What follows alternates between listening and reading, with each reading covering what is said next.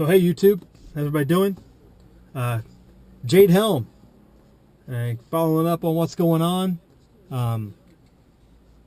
You know, most of the stuff's happening in Texas, and there was an Infowars did a full video on the question and answer period at the Bastrop, I think is how you say it, city down there, when they had the city council or the county commissioners there to get the brief and talk about it, and the Army representative that was there.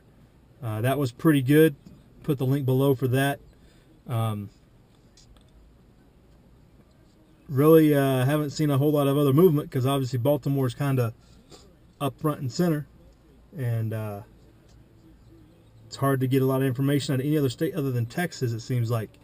So anybody on the ground in New Mexico, Arizona, even Las Vegas that sees anything. A couple of incidents have been, or not incidents, but sightings, I guess you would say, or reports have been questionable on the purported purpose or what they, whether or not for Jade Helm or not.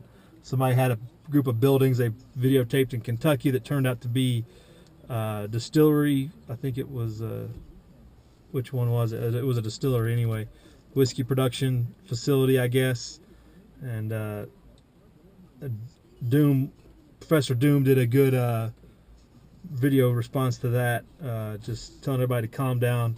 But it does reiterate the point to do a little research, or don't do anything other than report information of what you don't know. And I this is really, I guess, the best point, because I've really had a hard time with a lot of the videos that have come out, saying, oh, it's here, this is Jade Helm. And it's just, I mean, if you're concerned, you should be concerned all the time, because this stuff has been happening all the time for 20 plus years, 40, who knows. The white buses driving down the road. I mean, the military's been using Bluebird buses for as long as I know, since I got on one 20 plus years ago. That's standard. They got a GS plate on them, and that's it. Yeah, you call it no markings, but there's a government plate on it right there. Pay attention, Don't throw out a report without knowing what you're talking about. If you want to go to get some information, follow that bus to where it goes, see who it picks up, see where they drop off. That's what's going to be valuable. You're just throwing that out there. The pictures, the video of the LAVs driving through California. They got, tanks, MRAPs, all kinds of titles go with stuff like that. Know what you're talking about. If you say armored vehicle, okay. You don't know exactly what the type it is, that's good to go. Somebody will follow up with you. But don't be throwing terms out there, especially everybody calls everything an MRAP. If you don't know if it's an MRAP, don't say it. Report the information accurately. This goes back to we were talking about last week when I was talking about the salute report. Only answer what you know. Size, activity, location, time, specifics. That's what's going to be important. Just saying these guys are on a road, here at this, well, what road, what direction? There was the report of the video of the tanks, or not the tanks, they weren't even tanks. They said tanks, I think, in the video. It was the MRAPs that were all chained up on the rail cars that were leaving Oroville, California. And the video said east.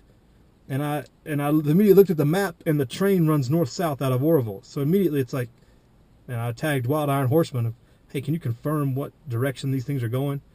Because the train does go northeast. Now, once it gets out of town a ways, you can see where there's a bend that goes east. Maybe that's what confused them.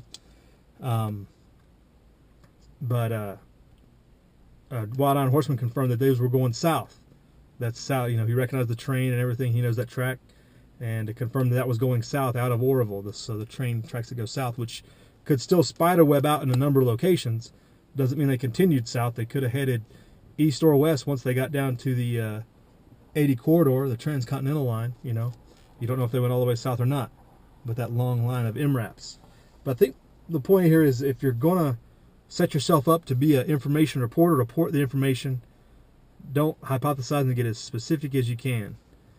And, throw a, well, I guess you can do Latin long on Google Maps.